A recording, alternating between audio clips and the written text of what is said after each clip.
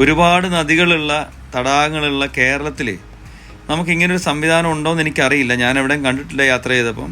ഇങ്ങനെ എവിടെയെങ്കിലും ഇപ്പോൾ അടുത്ത കാലത്തെല്ലാം തുടങ്ങിയിട്ടുണ്ടെങ്കിൽ നല്ലത്. അല്ലെങ്കിൽ ഇതൊക്കെ പ്രോത്സാഹിപ്പിക്കേണ്ട ഒരു കാര്യമല്ല ടൂറിസം ഡിപ്പാർട്ട്മെൻറ്റ്.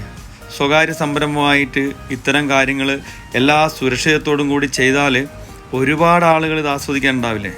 നമ്മുടെ ആലപ്പുഴയിലെ ബോട്ട് സവാരി പോലെ അല്ലെങ്കിൽ ഈ ചിക്കാര പോലെ തന്നെ ഇൻഡിവിജ്വലായിട്ട് ഓരോ വ്യക്തികൾക്ക് സ്വന്തമായിട്ട് ഉപയോഗിക്കാൻ പറ്റിയ രീതിയിലുള്ള സംവിധാനമല്ലേ ഇത് വിദേശ രാജ്യത്തെ ഒരു വീഡിയോ ആണ്, നമുക്ക് കണ്ടാൽ അറിയാം. അപ്പോൾ ഇത്തരം സംവിധാനങ്ങളൊക്കെ ബന്ധപ്പെട്ട വകുപ്പുകൾ പഠിച്ചിട്ട് പ്രോത്സാഹിപ്പിക്കണം.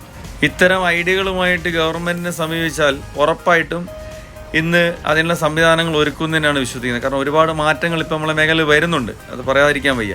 ഒരു ഐഡിയ കിട്ടിക്കഴിഞ്ഞാൽ നമ്മുടെ മലയാളികളെ തോൽപ്പിക്കാൻ വേറെ ആർക്കും ഇല്ലെന്ന് അറിയാലോ. തൊഴിലില്ലാതെ നടക്കുന്ന എത്ര അഭ്യസ്തവിദ്യരായ ആളുകൾ നമുക്കിടയിലുണ്ട്. അവർക്കൊക്കെ ഒരു വരുമാന മാർഗമാവും. ഇതൊക്കെ മാന്യമായിട്ട് കൊണ്ടു നടക്കുകയും ചെയ്യും. ആഭ്യന്തര സഞ്ചാരികളും വിദേശ സഞ്ചാരികളൊക്കെ ഉറപ്പായിട്ട് നന്നായിട്ട് ആസ്വദിക്കാൻ സാധ്യതയുള്ളൊരു കാര്യമായിട്ട് എനിക്ക് തോന്നുന്നത്. എന്തായാലും ഗവൺമെൻറ് ശ്രദ്ധയിൽ ഇത് പെടുത്തുമെന്ന് വിചാരിക്കുന്നു.